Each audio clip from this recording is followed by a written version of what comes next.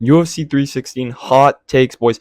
Yo, what's good? It is Yap MMA. We're back with another video today. I'm gonna be giving you guys some of my hot picks or hot predictions for UFC 316 this weekend in New Jersey. Merab versus Sean O'Malley, the rematch, man. One that we didn't want, but I guess we're getting. So I'm gonna be giving some hot takes or some predictions that I think could happen on this card. Fight of the night, worst fight of the night.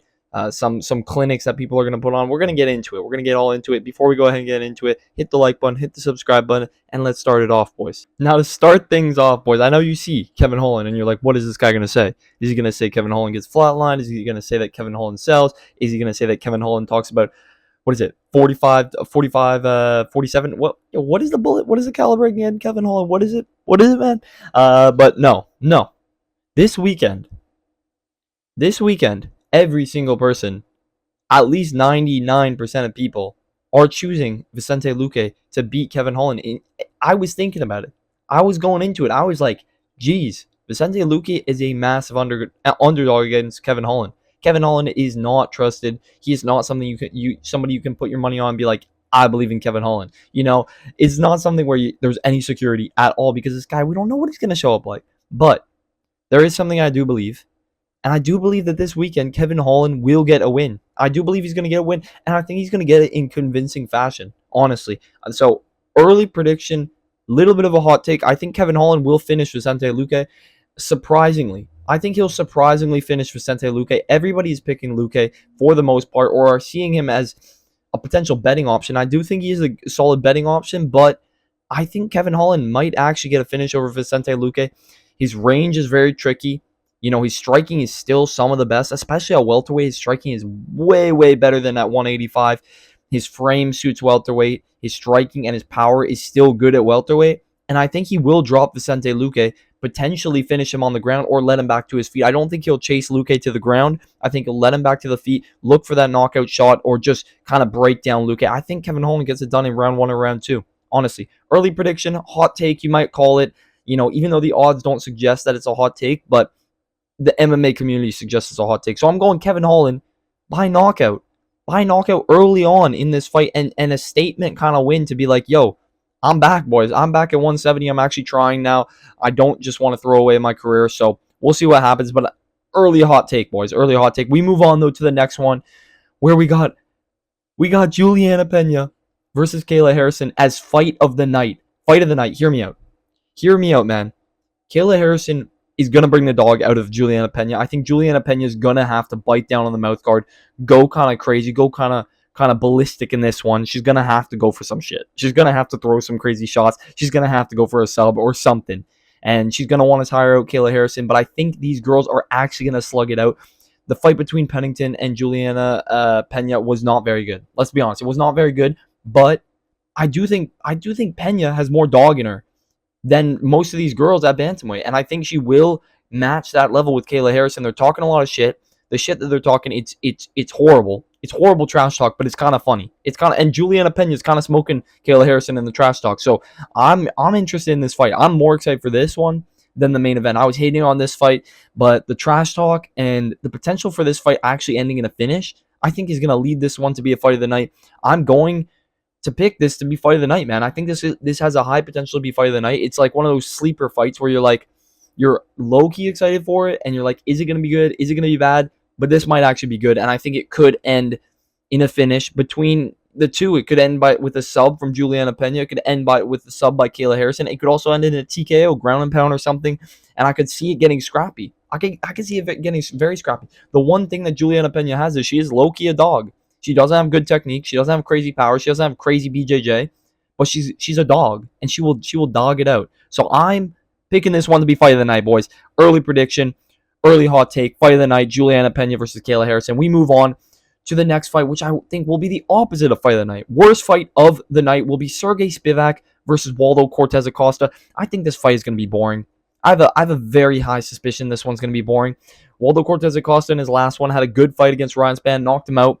Very nice, but I have a feeling it's going to be a slow pace with Sergey Spivak. He has finished most of his fights, or he gets finished in all of his last ones. I think he's overdue for a boring decision, and I think the decision could come either way. It could be either a split or it could be a unanimous for either of these guys. I don't have a particular certain lock or a certain pick in this one, but I do think this will be a boring fight. I think this will be one of the worst fights of the night. Slow slug kind of fest with between two heavyweights that are ranked, but I don't see it being a super. It's gonna be a bit competitive, but it's not gonna be a fast-paced fight. It's gonna be boring. It's gonna be slow. People are gonna be booing. Yeah, I think it's gonna be a slow fight. I think it's gonna be not the fight of the night. I think it'll be the worst fight of the night. But there's not much to say about this fight. I just don't think there's too much that can really happen in this one. Sure, there can be a finish, and I hope there is, but I do think it'll be the worst fight of the night. We move on to the next hot take, man, and it's going to be my two people that I believe are going to put on clinics this weekend. Number one's got to be Joshua Van. Do I think the odds are cooked? I do think they're cooked. Am I going to lay down money on it? No, I'm not, because the odds are absolutely cooked. But I do believe that Joshua Van has the potential to put on a clinic this weekend and really rise up the ranks. He's fighting Bruno Silva, 35 years old, also loves to slug it out in the pocket, has hands as well. This is going to be a stand-up battle. I believe this will be a stand-up battle, and Joshua Van's shown his boxing is at the highest level, and he's slowly proving that against higher and higher competition. Obviously, he got knocked out by Charles Johnson last year, so there is the potential he can get knocked out, but I do think he'll be safe. He'll keep it clean. He'll keep it sharp. He'll just like pick apart Bruno Silva from range, get in the pocket, dig to the body, dig upstairs, really put on a clean performance. Bruno Silva got beat down last time against Manel Cap. I don't think he's going to recover from that, and Joshua Van is a tough test. He's got really clean boxing, some of the cleanest in flyweight. I think if not the cleanest in flyweight, I'm going Joshua Van to put on a clinic this weekend, boys. We move on to my next person that I believe will put on a clinic, though, and it's got to be, man, Wang Kong. I know. Wang Kong, all right? And it's unfortunate to say, because Wang Kong is not the prospect that we should call her, because she got fraud checked not that long ago. She got fraud checked in Macau. She got submitted. She got dropped and submitted, choked out cold. But Wang Kong is a very nasty, very nasty. I'm going to call her the sniper, man. The Joker.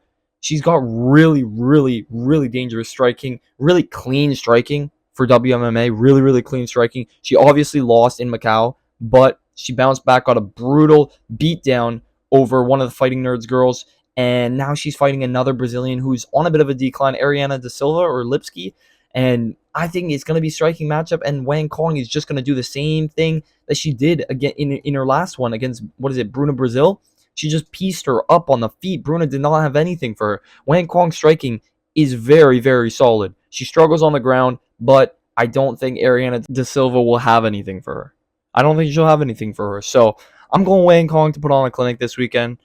Don't lay your money on this fight, though. She's not trusted. She is not to be trusted. She's only 2-1 in the UFC. She's been subbed before. It is possible she gets subbed, but I do think that she lays down a clinic this weekend and pieces up Ariane, man. We move on to the next hot take, but this one's got a solid chance of hitting, boy. This one's got a solid chance of hitting, and that's got to be Kelvin Gastelum to miss weight. Now, before you say it, he is at 185, but Kelvin Gastelum does not give a fuck. This guy does not give a fuck, bro. It pisses me off. It pisses me off because Kelvin Gastelum had a solid chance of becoming a great 170, a great welterweight. He just doesn't care, though. He just does not care.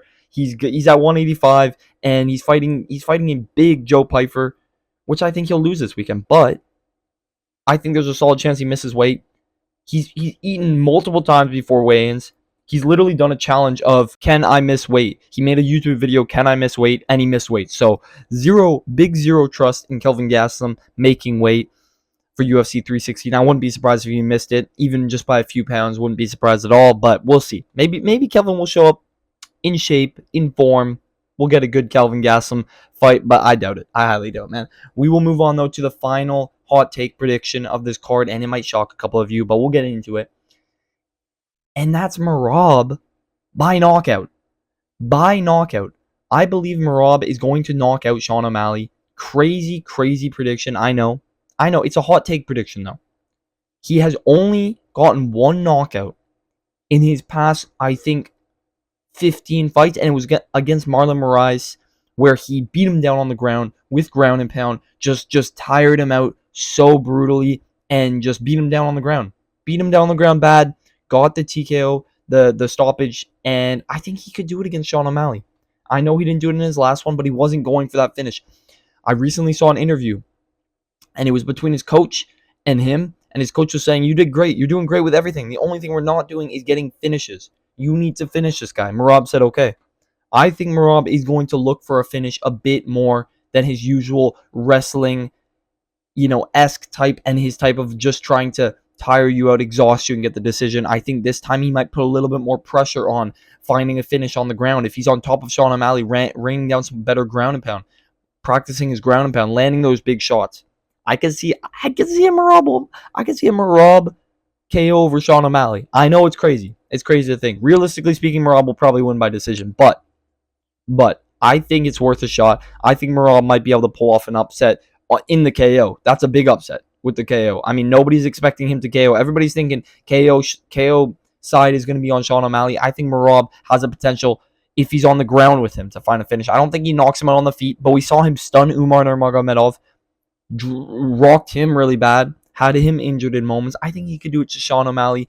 And now that he knows that he's not as scared of Sean as the first fight, and that he knows what to expect, I think he'll be a bit more willing to go out there and give it a chance to try and find a finish, get his second finishes in his entire UFC career. We'll see, boys. But those are my entire predictions, my entire hot takes of UFC 316. If you guys did enjoy this kind of video, I have never made a video like this before, but if you guys did enjoy, hit the like button, hit the subscribe button, drop it down in the comments if you guys enjoyed this kind of video, and I will catch you boys in the next one.